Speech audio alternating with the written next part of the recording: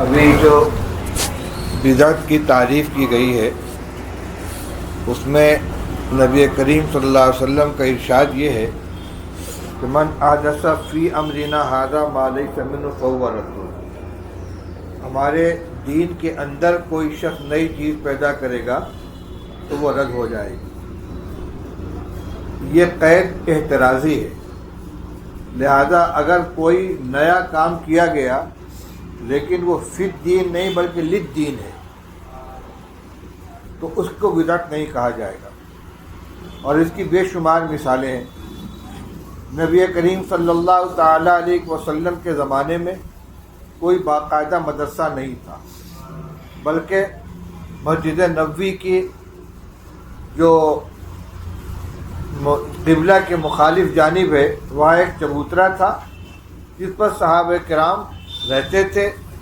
نبی کریم صلی اللہ علیہ وسلم تشریف لاتے تھے، وہی ان کی قیام گاہ تھی، وہی ان کا دارالاقامہ، وہی ان کے کھانے کا انتظام۔ کوئی باقاعدہ درسگاہ نہیں تھی، دارالاقامہ نہیں تھا۔ لیکن جب حضور صلی اللہ علیہ وسلم کا زمانہ گزرا ہے، اب بعد میں مشائخ نے، محدثین نے جگہ جگہ حلقۂ درس قائم کیے، لوگ سفر کر کے جاتے تھے، حدیث حاصل کرتے تھے۔ ہر معلم کا اپنا حلقہ الگ ہوتا تھا، کوئی مدرسے کی شکل نہیں تھی۔ پھر ایک زمانہ آگے آیا تو باقاعدہ ادارے قائم کیے گئے۔ یہ سب کی سب شکلیں ہیں، ان کی اصل موجود ہے تعلیم کتاب و حکمت۔ ابھی آپ نے سنا کہ اس کی اصل دین کے اندر موجود ہونی چاہیے۔ تو اس میں کوئی یہ نہیں کہتا کہ مدرسے کی عمارت بنانا یہ فرض ہے یا واجب ہے، اور جو یہ نہیں کرے گا وہ سنت کے خلاف کر رہا ہے۔ لیکن یہ بدعت بھی نہیں ہے۔ کیوں؟ اس لیے کہ ایک کام جو اصل کے اعتبار سے دین ہے اس کو انجام دینے کے لیے یہ طریقہ اختیار کیا گیا، یہ راستہ اپنایا گیا ہے۔ مسجد، پختہ مسجدیں رسول اللہ صلی اللہ علیہ وسلم کے زمانے میں نہیں تھی، پختہ مسجد بنائی گئی۔ آج مسجدوں میں فرش بچھایا جاتا ہے، حضور کے زمانے میں کوئی فرش نہیں تھا۔ روشنی کا انتظام کیا جاتا ہے، پنکھا لگایا جاتا ہے۔ یہ ساری کی ساری چیزیں للدین ہیں، دین کے عمل کو فروغ دینے کے لیے، اس کے اندر سہولت پیدا کرنے کے لیے۔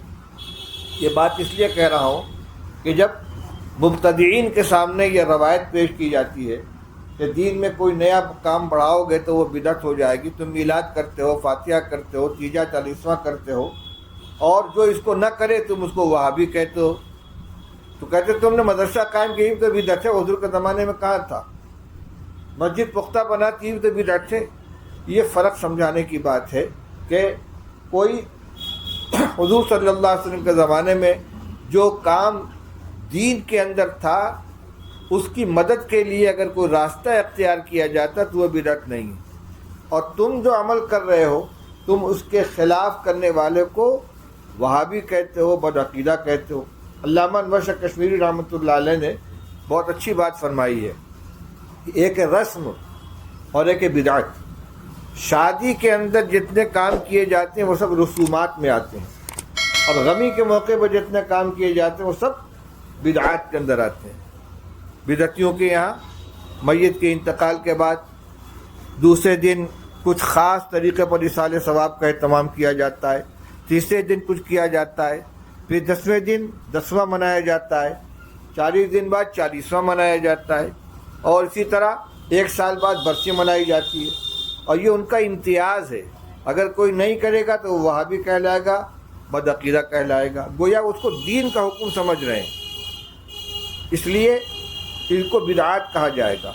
اور شادی کے موقع پر کوئی باجا بجا رہا ہے، کوئی گھوڑا پر سواری کرا رہا ہے، کوئی لمبی چوڑی دعوت کر رہا ہے، اس کو کوئی دین نہیں سمجھتا، اس کو دین سمجھ کر نہیں کیا جائے، لہٰذا یہ بدعات ہے۔ یہ رسم و رواج ہے، اسراف کی بنا پر، فضول خرچی کی بنا پر، اور دیگر لغو امور میں مبتلا ہونے کی بنا پر ان کو منع کیا جائے گا۔ فوٹوگرافی حرام ہے، ناچ گانا حرام ہے، میوزک بجانا حرام ہے، تو یہ دین سمجھ کر نہیں کیا جاتا، لہذا اس کو رسم و رواج کہا جائے گا۔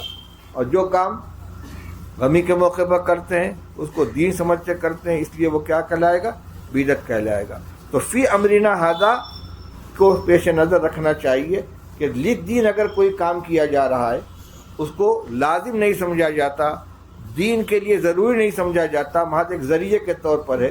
روشنی مطلوب ہے، اب اس روشنی کے لیے بلب جلایا جائے، چراغ جلایا جائے، لائٹ جلائی جائے، یہ سب ذرائع ہیں۔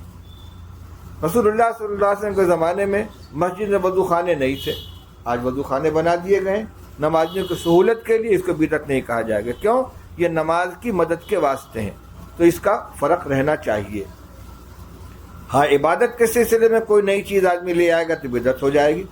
حضرت علی رضی اللہ تعالیٰ عنہ عید کے دن عیدگاہ میں تشریف لائے، ایک صاحب کھڑے ہو کر نماز کی نیت باندھنے لگے، فرمایا رک جاؤ، نماز نہیں ہے یہاں۔ اس نے کہا کہ میں سمجھتا ہوں کہ اللہ تعالیٰ نماز پڑھنے کے اوپر عذاب نہیں دیں گے۔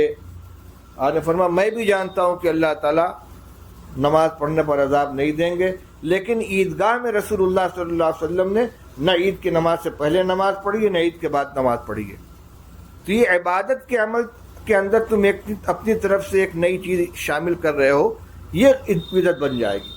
عبداللہ ابن عمر رضی اللہ تعالیٰ عنہ بیٹھے ہوئے ہیں، ایک صاحب کو چھینک آئی، انہوں نے کہا الحمدللہ والسلام علی رسول اللہ، الحمدللہ والسلام علی رسول اللہ۔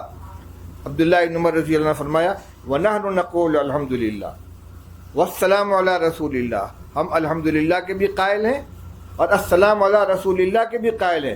وَمَا عَلَّمَنَا هَكَذَا رسول اللہ صلی اللہ علیہ وسلم، لیکن چھینکنے کے موقع پر رسول اللہ صلی اللہ علیہ وسلم نے کو یہ تعلیم نہیں دی ہے کہ چھینک آئے تو الحمدللہ کے ساتھ السلام علی رسول اللہ کا اضافہ کرو۔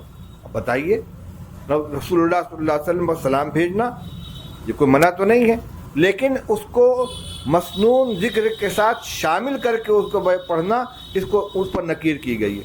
اب یہی مسئلہ ہے، بریلوی حضرات مسجد کے اندر نماز سے فارغ ہو کھڑے ہو جائیں گے، یا نبی سلام علیک، یا رسول سلام علیک۔ اب ان سے کچھ کہا جائے کہ آپ درود پڑھنے سے منع کرتے ہیں؟ ہم درود پڑھنے سے منع نہیں کرتے، بے محل پڑھنے سے منع کرتے ہیں۔ بھائی 4 رکعت والی نماز ہے، التحیات پڑھ کے کھڑے ہو جاتے ہیں، درود شریف پڑھتے ہیں؟ نہیں پڑھتے۔ اگر پڑھیں گے تو کیا حکم ہوگا؟ سجدہ سہو کرنا پڑے گا کہ بھائی کون سے گناہ کر لیا ہم نے، درود پڑھ لیتے سجدہ سہو کیوں لازم ہو گیا؟ درود پڑھنا غلط نہیں ہے، بے موقع پڑھنا غلط ہے۔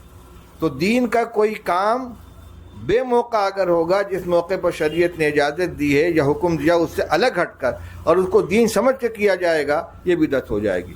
تو یہ نزاکت ذہن کے اندر رہنی چاہیے، اور خاص طور سے آپ علماء کرام کو، کیونکہ جو اہل بدعات ہوتے ہیں وہ اس طرح کی چیزوں سے جھانسا دیتے ہیں۔ تو آپ للدین اور فی الدین کا فرق بھی سامنے رکھیں، اور پھر یہ کہ کون سا کام دین سمجھ کے کیا جا رہا ہے، کون سا کام سہولت اور آسانی کے لیے کیا جا رہا ہے۔